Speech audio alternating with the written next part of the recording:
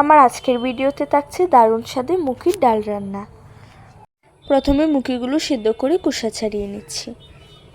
হালকা গরম থাকা অবস্থায় মুখিগুলোকে হাত দিয়ে ম্যাশ করে নিব। সবগুলো মুখি ম্যাশ করে নিয়েছি। প্যানে পরিমাণ মতো তেল দিয়ে একটি পেঁয়াজ ও একটি রসুন লাল করে ভেজে নিচ্ছি। সাথে 3টি শুকনো মরিচ ও হাফ চামচ আদা বাটা দিয়ে ভালোভাবে ভেজে নিচ্ছি। মশলাগুলো দেওয়ার আগে একটু পানি দিয়ে দিব। পরিমাণ মতো লবণ হাফ চামচ করে দিয়ে দিচ্ছি, হলুদ, মরিচ, ধনিয়া ও জিরার গুঁড়া। তেলের সঙ্গে মশলাগুলোকে কষিয়ে নিব। অ্যাড করে দিব ম্যাশ করে রাখা মুখি।